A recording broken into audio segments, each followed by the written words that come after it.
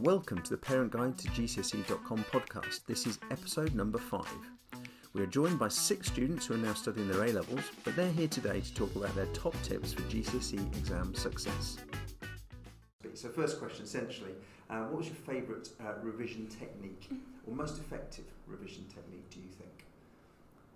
Anyone jump in? I'm not just going to go down the line, just... Flashcards were mine, because if you have a supportive family, and I had a younger sister as well, she was only in the year below, so she was doing like the first year of the course, so it helped her as well to do flashcards, and then speaking it out loud helped me more than just writing it down. Okay, so with the flashcards, did you make those from your class notes, or did you do those entirely independent of class notes? Oh, with my class notes and the revision textbooks as well. Okay, so once you got the flashcards prepared, was it just to get somebody to test you, or was it just recreate them and then, so you would have a flashcard which you could then turn over and make it again almost, or was it literally just give it to somebody else? All of mine was verbal. That's how it helped me. Saying it out loud gets it in my head, whereas if I was just writing it down, it didn't. Okay, good, thank you. I just wrote notes for most of my subjects, and kind of depending on each subject. So for maths, I just used to do as many past papers as I could. Whereas for science, I used to do more like notes. I used to have like a revision guide, and I used to do a specific chapter, and I used to write small notes on it. Okay. So once you create the notes, is that it, or you keep going back to it time after time, or? Well, I usually wrote them, and then I used to go back if I couldn't remember them. But yeah, it was something like that. Yeah. Okay, thank you. For me as a history student, timelines helped quite a lot because just by writing it down, the dates would stick in my head, and then if you like put it in a place where you see, like on your wall or something, you can always see the dates, and it keeps reminding you of what events happened on which dates. But for subjects which weren't history, I used like mind maps because it just helped me get out all the information that we were given in class into an order that I preferred. I love mind maps. Did you learn how to create them properly, or was it more of a flashcard type thing with a central theme and just lots of information, or was it a proper branched mind map? It was, for most subjects, it was like a proper branched mind map because, especially for science, we were told how to like do them properly because we had to split things into themes and like different categories. So I found it more helpful if I used like pictures and colour as well to identify each theme. Okay, thank you. I would say watching like certain YouTube videos also really helped me during GCSE. Like during English, like it was really hard for me to like understand some of the texts, like especially the poems. But there was a YouTuber called Mr. Bruff. I know he's a bit like, a bit of like a joke, but like he was actually really good. It really helped me like with the understanding of the poems. Like he just broke them down like the whole of it, and I'd just be like annotating my anthology as I went along. And yeah, I mean there was like some like science and maths videos, but I didn't use them as much. But there's still loads of them out there you can find anything on anything, so it's really helpful, I think. You can't see this because obviously you're just listening, but around the table we've got people like, yes, Mr. Bruff, it was brilliant. That's why we recommend him, because we know it works. And free science lessons. Yeah. The science, so good. What was that, sorry? Free science lessons is the YouTube name. Okay. And he literally breaks it down, every single topic, triple and combined. There was a maths one as well, I can't remember their name. Maths Genie. Maths Oh, Maths Genie. Okay. Maths Genie, and I think it's slightly helpful for A-level as well. The only thing is they obviously are on the old spec, so instead of having the full A-level, they do it on, I think, like chapters, so like you have C1, C2 and so on. Okay. Well, we'll make sure we round all these up and put them in the show notes for people, so that's really helpful, thank you.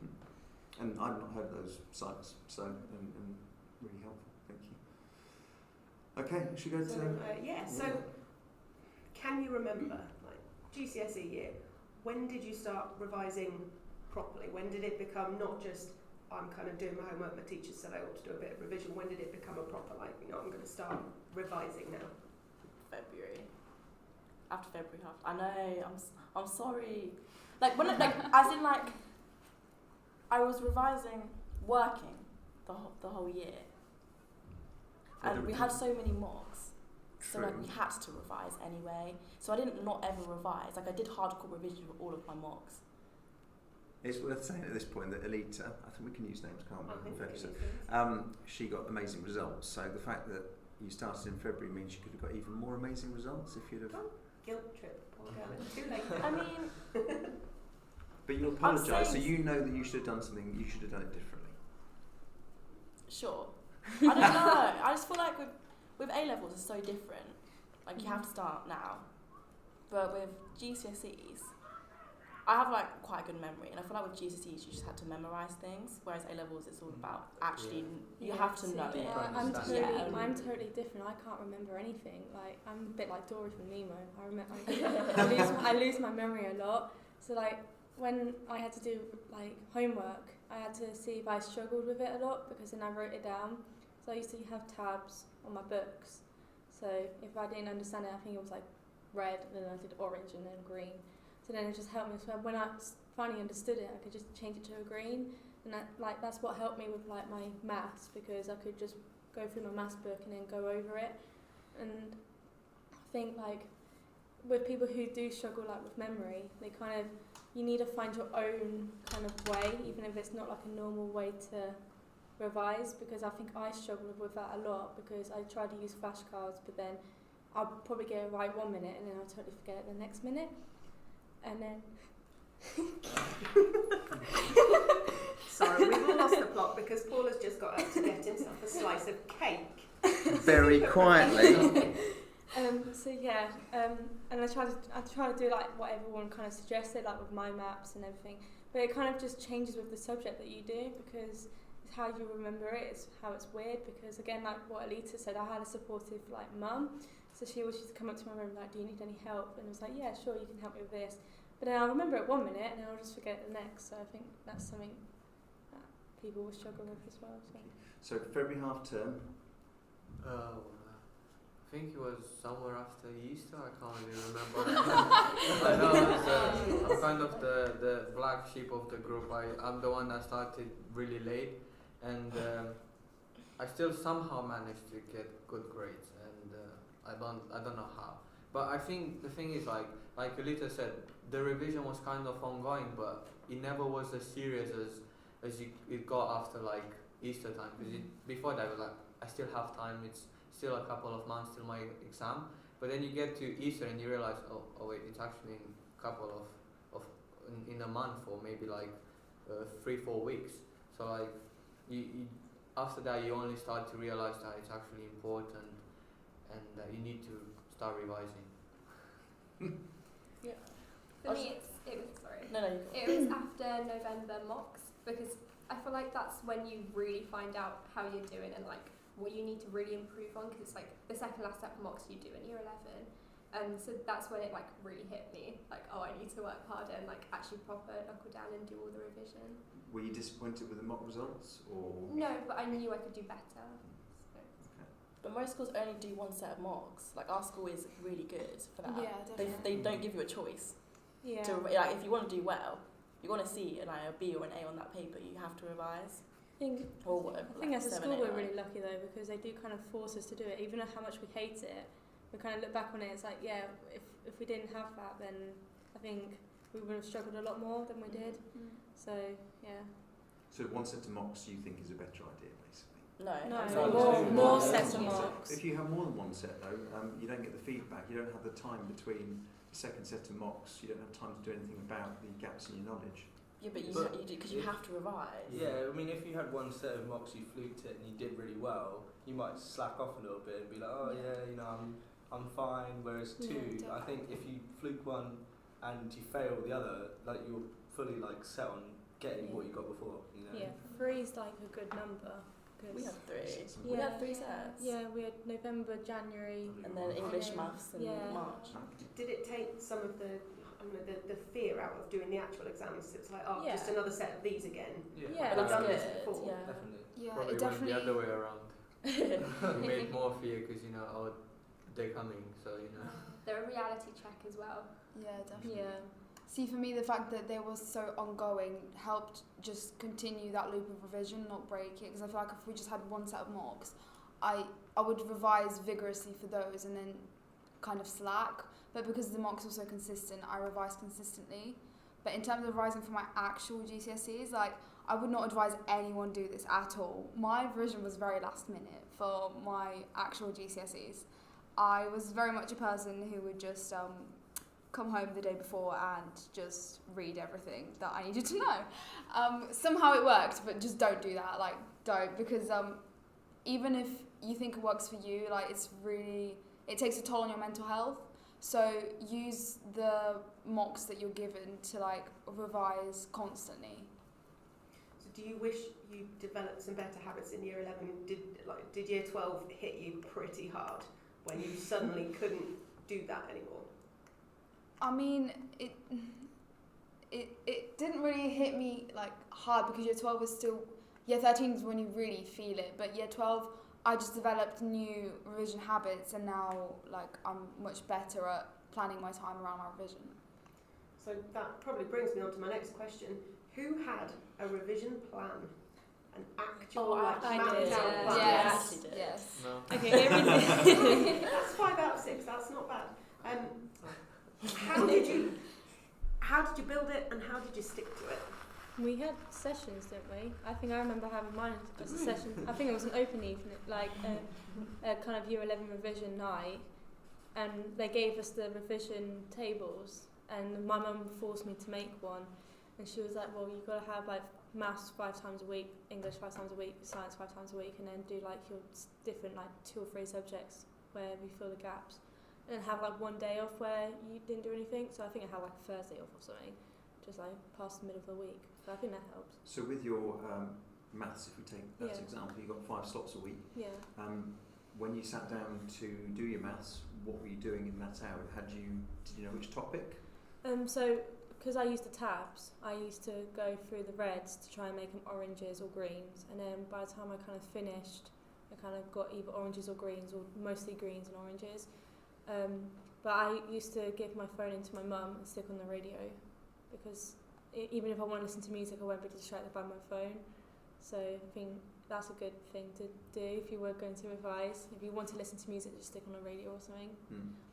For background noise. Very good advice. Very good advice. But I think with revision plans, a lot of people put in more hours where they're enjoying the subject rather than what they find difficult. But I think you should do it the other way around. Like, do the subjects you find harder more times a week than subjects you find easy, like the ones you like, because the ones you like, you'll probably be better at it anyway.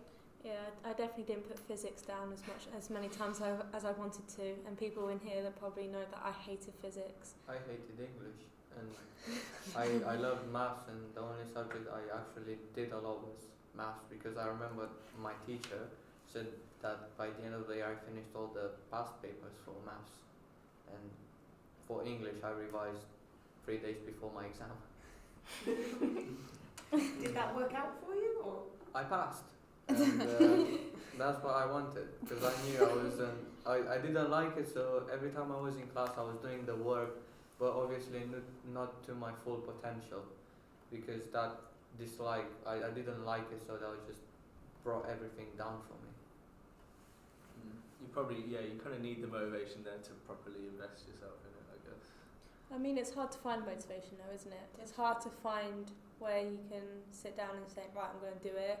It's hard, and especially nowadays where we've got so much technology or anything around, it's hard to kind of sit down. But like what Aaliyah said, probably you think your family was so supportive and kind of helped you through everything. So I think that helped a lot as well. It's not just about the kid that's doing the GCSEs, it's about the whole family and like friends as well, because I couldn't have done it without my friends, because we were just going through all the poems like days and days before.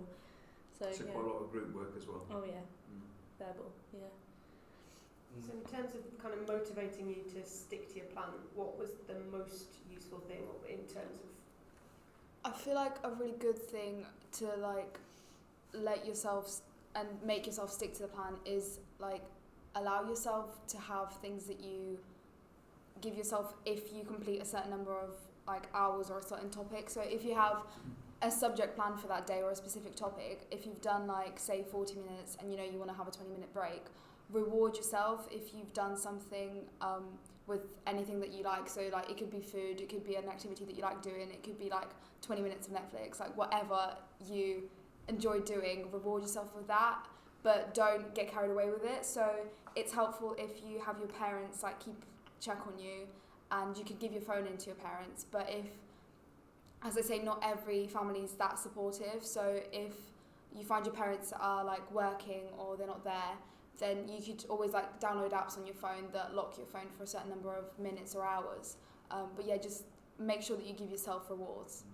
Does anyone have their phone with them when they're revising? The Flora app.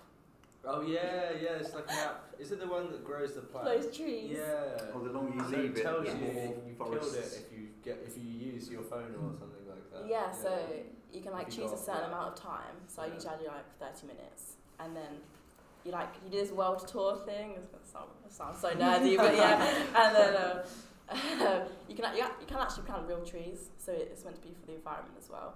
And another thing you can actually do is you can put money on it. So if you break it, it takes it out of your bank account. Now, I've never done that, but it is a thing. Good motivation. Like £5, 30 minutes. If you don't complete it, then £5 gone. I like it. I know. Does it still show notifications and everything as well then when you're on it? It does, but like if you go off Obviously. it, but you can put on do not disturb or like. Yeah. Airplane mode. I mean, I don't really use apps like that, but I'll use my phone to like put on like an hour timer and just go on airplane mode and then just sit it there so I can check the time. Yeah, But like I don't get anything through, so I kind of just have to You've got to be quite disciplined to do that, though. I think. Yeah, I mean, I just do it, but like, I mean, I'm not trying to put myself on some kind of pedestal, but like, I understand some people it's harder, but like, yeah, I don't know, I don't really have the kind of need, especially if they're not like popping up. It's easy for me to just leave it. I mean, like, how long did you say you were doing yours for? Half an hour, like What? breaks? Yeah, I'm going to talk about now A level. I didn't do that for GCSE. I'd normally just turn my phone off. So yeah, this is more something that's developed since I've started my A levels. I mean, I think you sound like a more disciplined bunch than the average teenager from the feedback we've had. Phones are a huge issue in terms of They are, yeah. revision and being distracted. Still an But issue when you're an adult. well, there's like a box I saw on Facebook or something where you like put anything in, so like cookies or like anything that will make you want to go and eat it, and it will actually lock the lid, so you cannot open it, you can't physically break it as well. So like if you put like an hour or 2 hours or 3 hours, like whatever you put in, you cannot have it until that's finished. So try and invest in that if you're really, really, really like tempted. Like a surrogate parent. Yeah, so just one more thing I was going to say about staying motivated is that I'd really recommend, like Anastasia will understand this because we both do lots of dance, keeping your extracurricular activities, because then you have, so I kept going to all my dance lessons, probably apart from the ones of like the day before I actually had the exam, because I didn't want to stress myself out that night. Because then, so I have dance 5 till 7, I know that after school, like 4 till, like 3:30 till 4:30, I have to revise, so I haven't got a choice. And then I go and do something that's like escape from revision. And so yeah, I feel like not everyone does extracurricular activities, but if you do, then keep them going, don't quit. Exercise especially as well. Yeah, really, I'd so say. good. Yeah, Yeah, I that's think exercise is a really good kind of way to get out of that. That's a mistake I made. I quit my football and I really, really regret it. Like, so. Yeah. I think it's a good idea. Just keep. I mean, it's a long evening you've got between the end of school and going to bed. You don't have to stop doing the things you enjoy doing. You can do Yeah. both the revision and the. And it's so the sports, important whatever. to keep a healthy mind. Yeah. So Yeah. So, what do you think? Because most of our listeners are parents, although by this point they've probably gone, this is more for my child, and got them listening instead. But what was the most helpful thing that your parents did that supported you while you were revising, and still do, I guess, with your A levels? I'd say maybe just give you space, like whilst you're like stressed out, or like, I don't know, people might have like chores inside the house or something. Like if you've got to like walk your dog for like half an hour and you're kind of just wanting to get revision out of the way, sometimes my parents will just be like, okay, we'll give you like the day off and you can just revise and put your heart into that, rather than kind of nagging you to do certain things, because it just kind of like builds up a bit of stress, and then maybe like a bit of like an argument, I don't know, that can kind of evolve from that though. I know that sometimes that's happened with me. So it's nice that sometimes, well, my parents were quite supportive and just been like, okay, yeah, he's like stressed from exams, we'll just leave him for a bit and chill. Yeah, and also my parents always reminded me that like they'd be proud of me no matter what, and I know that's something that I guess you wouldn't really, because you do that anyway, and hopefully most parents do that, but always saying like it doesn't matter what grade you get as long as you tried your hardest, like we're still going to be proud of you. So even if like if a 4 in English, like as long as you passed, or like as long as that's the best you could have done, you couldn't have done any better, then they'll still be proud. And I think reminding your children that like you know what they do is still good to them, then yeah, it's important. Yeah, definitely, I agree. And also, like, because my parents, they've got quite a packed work schedule, so they weren't able to, like, necessarily go through flashcards with me or, like, help me with my revision and stuff. But even if you're, like, really, really busy, you could do tiny little things that would mean a lot to your child when they're revising. So, like, if, as Rory said, if you've got, like, chores that your child always does, even if it's like a small thing, just like help them out with that, do it for them, or just get them to do it later when they've got some free time. Even like bringing them up a sandwich into their room, like things that are really easy, but it would mean a lot to us. Mum made me a cup of tea and brought Exactly. brought me up 2 cookies like every like half an hour, because she knew that I always did 25 minutes and a 5-minute break, so I'll go to the loo or just stretch my legs, so she always knew like at that half an hour point, that's when I would like a cup of tea. And I'm like a little rabbit, and like I just grab the tea and I'll walk back in and like just leave me alone, and then I give her back my cup and then I go, can I have another one please? And she just knew that was like my little 5-minute stress-free kind of moment. So no wonder you need toilet every half an hour. Honestly, with my parents, like it was my parents and my little sister actually. She's 4 years younger than me, but she still like helped like tested me on flashcards and everything. And they would like switch up the order so I couldn't like memorise the answers and stuff.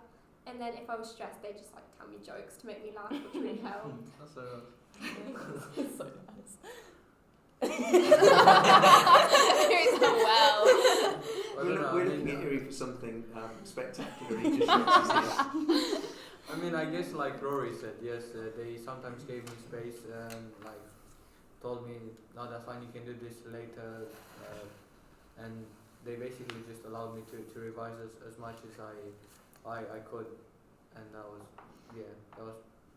pretty much all. I can't really remember what really happened at that time, so it's all in the past now for me. Right, best piece of advice a teacher gave you? They're all looking blank, that's not good. Never give up. Cliche. That's right, that's good. Yeah, I think probably I'll say English now. I think it was my teacher that always told me to try and not actually give up. I think I told her many times that I don't really like the subject and I don't enjoy it, but she always was like, no, you can do it, it's fine, just revise, do this, and eventually I made it and I actually passed. When at the beginning I thought I wasn't going to pass because I didn't like it, I wasn't doing so well, and I was afraid I wasn't going to pass it, but she always pushed me hard. I always went to her and asked her for like helping for a specific question, and she always used to help me, and I think that's why I could pass the GCSE for it. I feel like it wasn't really like a quote per se, but it was like Mr. Gillespie basically. He was really motivational and like really had like this insane confidence in everyone. And it was the best thing. It was like he kind of, I don't know, you just felt like you could definitely do it because of like how much kind of energy he was pouring into you. And he like really knew our class really well, and I think that really helped too, because he like knew us personally, knew kind of like how we worked. So if we were kind of like having an off day or something, he'd just be like, you know, you could actually do this, like don't worry, because you've got the ability for this kind of thing. And he always told us how proud of us he was. Yeah. Like, he was so lovely. He wrote us like personalised messages. Yeah, I think it's kind of like caring and like the sheer confidence he had in people that I think really helped me. Yeah. Anyway. And he believed we could do it, so that made us believe we could do it. Like he really believed in us. Yeah. I mean, normally we wouldn't mention teacher names, but I think we'll have to leave that one in. There's so much Sorry. love for this man. I think like with mine, I always used to doubt myself a lot. So my teacher said if you don't believe that you can't do it, you won't be able to do it. So start believing you can, because then you'll be able to do it. I think that's really helped me, because especially like with my English, I wasn't really that confident, and then suddenly I passed with flying colours. It was just like, you know, I believed that at that time I could do it, and like walking in, I was talking to Rachel actually. I was like, oh my god, I bet if this comes up, I could do it. And that poem came up, and it was like the best thing ever. It's like I believe I could do it, and I could do it. So that really helped me there. So yeah. I think also my my history teacher, she told me, like, remember, Alita, you need to take breaks. Like reminding that it's not always about the work, it's about taking breaks as well. So that's an important piece of advice that I guess doesn't always get said. Yeah, can I just ask actually, in terms of February half term onwards, how much revision per evening did you do? I think before mine was definitely just like one or 1.5 hours. Suddenly, like after Christmas and after Feb, it was like 3, 4. 3 or 4 per evening? Yeah, like I used to go home like straight after school, so it'd be about 3:30, and I used to go all the way to about like 5, 5:30, have dinner and come back and then do it again, and then have a shower and go to bed. What about weekends? Was that more, or do you have weekends off? No, it was more like a whole another day at school. Yeah, it was like 6 hours. Definitely, yeah. I feel like Towards the end, towards the, Yeah. when it was actually getting there, I'd definitely say that. But like, not 4 hours a night in don't the know. week. Maybe I should have dance and stuff. I didn't really time it as much. I probably should have, but like, I don't know. I just felt like I kind of go home. Yeah, it's sort of like I had a routine. I just generally revise. I know it sounds a bit like wishy-washy, not knowing the exact like timings, but I didn't generally just like go home, maybe play a bit of Xbox, like chill out, and then revise, and generally just kind of mix it up and continually. As long as I was revising most of the night, I was okay with it and covering most subjects. Yeah. Or like the I think subject it's I haven't important to know like how far you can go though, because especially like Rory obviously knew how far he can go. Like he can chill out for a bit and then go for it. I didn't know, because I didn't have a good revision technique, because I didn't remember anything. So I was just full on going through all my tabs. But that's how I learned. That's how I did it at that point. So I think it's different for everyone. So I think that's important to say, because maybe you can't get off of Xbox or PlayStation or off your phone, and then you realise that that's all of the night gone, and you're like, well, I didn't do anything then. So yeah. And also I think that it's wrong to have like that complete distinction between, so revising is like a job, is like a chore, and then you've got your free time which you like to do, so like it can be Xbox or extracurricular clubs or whatever. But I feel like that division kind of puts you in a bad mindset, because you punish yourself if you don't do enough revision to your standards. So I feel like if there is anything that you enjoy that could also be classed as revision, definitely do that in your spare time. So obviously do hardcore revision. That can feel a bit of a chore sometimes, but you know that you have to do it. But then at the same time, if there is anything that you enjoy doing for revision, for example, I really enjoy reading history books because I'm a nerd, but just if you enjoy any particular book or even documentaries that you like that are relevant to your course, just do that as part of your revision as well. That's good advice. You're So not good at this. Hey. Question here says, the biggest regret that you've got from Key Stage 4? Like, if you could do something differently, would there be anything you'd go back and change? Actually revise for all the subjects.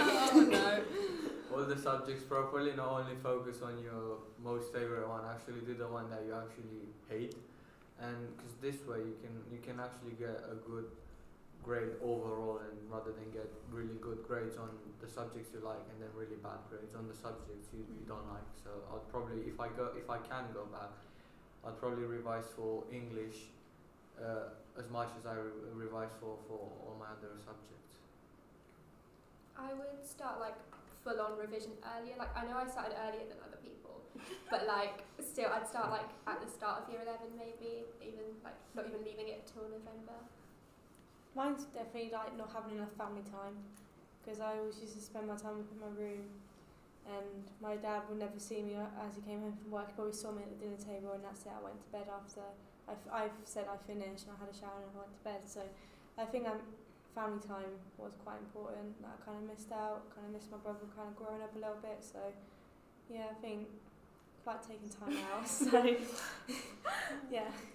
Mine kind of links with the teacher advice because my biggest regret is putting too much pressure on myself, and a teacher told me don't put so much pressure on yourself and have such high expectations. Obviously it's okay to want to achieve something and to really reach for your goal. If you're trying to get, if the highest that you want to reach for is a 4, go for it. If it's a 9, that's fine, but just don't over pressurize yourself, because don't think that the world is going to end just because you don't get that 9 or that 8. Like, it's not the end of the world. Like, you're still going to reach your goal. You're still going to get there. So just make sure that you just let yourself have it a bit easy. That's for A-levels as well, definitely. Because like you can go and not get the exact grades that you want to do, like a teaching course or like a maths course. You might have to take an extra year, but you can still get to your goal that way. So yeah. Would you go ahead? Oh, would you like to... what's my biggest regret? You don't We're have to doing have like one. You a- could just go, do you know what, I'm skip you if you perfect. want. And I don't that's okay. think so. Like, That's allowed. what Rachel said about starting hardcore revision like before November, I wouldn't do that, but I'd recommend doing notes, so you don't have, like, when you get to the end, you don't have all of them to do, because I did leave everything till the end. Not till like February, and then I started making them from the start again, but obviously you start your GCSEs in year 10, so that's a lot of notes to make. So yeah, after every lesson, it's so much easier said than done, because even with A-levels, I'm like, yes, after every lesson. I don't do that, but you should. At the end of every week, go through your notes and make the flashcards, the mind maps, whatever helps you. But my GCSE results day was like my proudest moment, so I don't think I regret that much. That's it. What I would say as well, sorry. I would also say, obviously, Ratchness thing, like, you can always say you should revise like earlier. It's always like something people say, and I'm also one of them. But another thing I would say is maybe like, obviously in like year 11 you're still in with like loads of your friends and stuff in classes. I know that loads of people didn't take GCSEs as seriously as myself, and most of everyone else. Some people. But yeah, like certain people just like mess around, and then it's very easy just to be influenced by that and sort of do the same thing rather than concentrating. And I felt like I was a bit too influenced by my friends and how they didn't really care about it as much. I probably should have just been like, okay, I probably need to focus on my studies more. But it's hard to like just turn down your friends and say like, I'm not participating in whatever, and just focus. But I mean, I feel like I should have done more of that. Even though I did like obviously not pay attention too much, but like I still sort of joined in a little bit. And if they're your friends, they should understand. Yeah, exactly. That's it. Exactly. I think it's harder to know that in GCSE though. I think as A-level, it's easier because you could just say, well, I'm not coming out tonight because I've got to do revision. I think like when we were a bit like younger, we were kind of more influenced about like going out. So more peer pressure in Key Stage 4. Yeah. Which kind of brings on to the next question actually. What's the main difference, do you think, between Key Stage 4 and Key Stage 5? Definitely maturity, I feel. Definitely. So much harder. Yeah. Do not regret it though. No. I do not regret it, even though I'm stressed most of the time. I do not regret it. Are you? You wouldn't guess. No, yeah, definitely take up as many opportunities as possible as well. Because me, Rory, and Rachel did EPQ as well. Did you do EPQ? No, and like as stressful as it was in the first year, it's like we got our results back today, and it was just like an amazing feeling to know that that's out of the way now.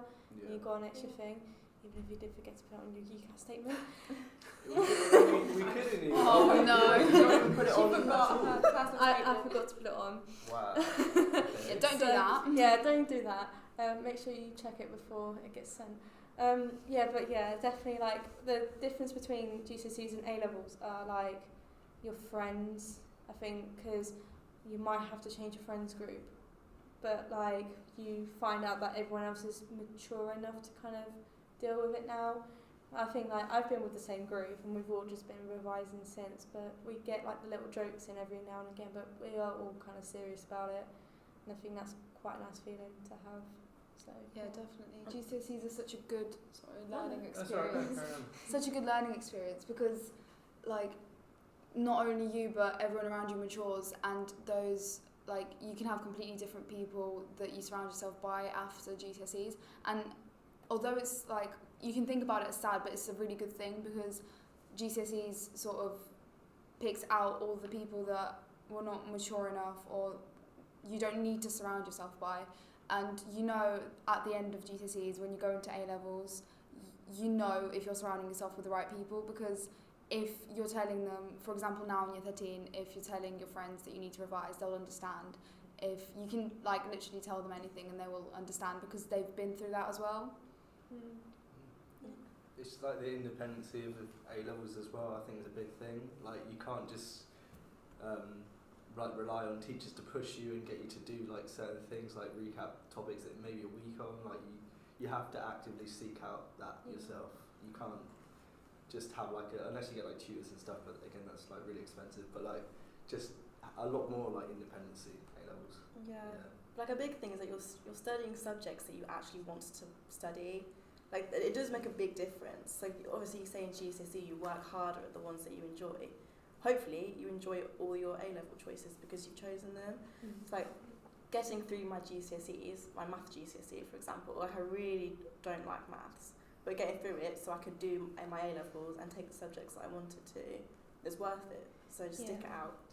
Yeah, like especially like when you're in GCSEs as well, you've got to kind of think about what you want to do in A-levels, because it's not just like if you love maths, you can't then say, oh, I'm going to focus on maths, because you might not get the English grades or the science grades to get into A-levels. So you kind of need to think of the whole picture to kind of I think another like big difference is the opportunities you get in A-level. I was going to say like, that. EPQ is one that I agree with Charlotte, like definitely take it if you have the opportunity. But also like other things, the student council, like all of us here have been in or like are still in the student council. And I think that's a big thing, especially to improve like confidence and stuff, getting ready for uni. I think the opportunities.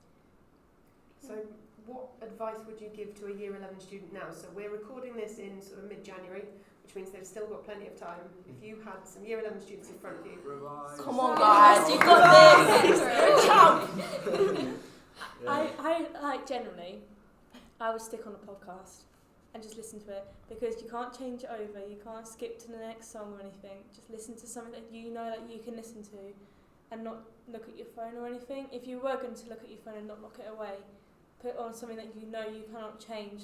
So don't put on Netflix, don't put on YouTube. Like, stick on a podcast, because you cannot literally change it. You have to listen to every little word that they say. So, yeah. Also, you might remember that you're not the only person going through this. There's hundreds and thousands of students your age going through the same thing. So as hard as it may seem, like you're not going to be significantly worse than everyone else in the country. So your own mind, you're doing great. You're doing great. You're doing fine.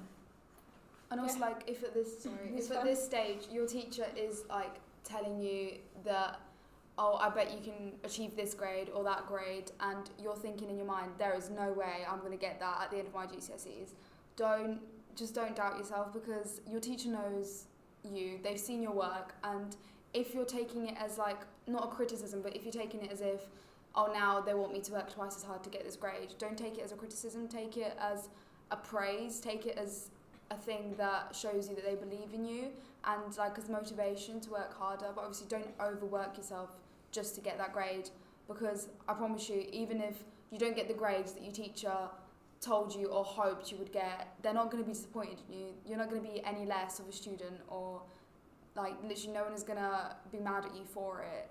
You'll still get where you want to be.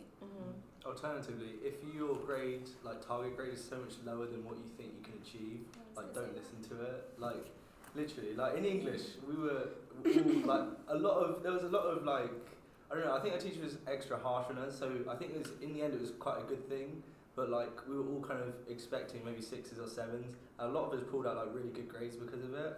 So like even if like you think what the teacher's saying is like sort of accurate, don't believe that. Like just try as hard as you can, and you'll definitely surpass. Prove them wrong. Yeah, and surpass also, it. you're not defined by a number. Yeah. No. Like, that's a massive. Yeah, You're it's not like though. Like I was like, oh, nines. That was such a big thing, because we were the first year to have a full set of 1 to 9. I was like, nines. Doesn't make me better than you just because I got a 9 and you didn't. Like, it does not define you. Thank you very much for being up with us. If you'd like to know more about how you can support your child through their GCSEs, then head over to parentguidetogcse.com. See you next time.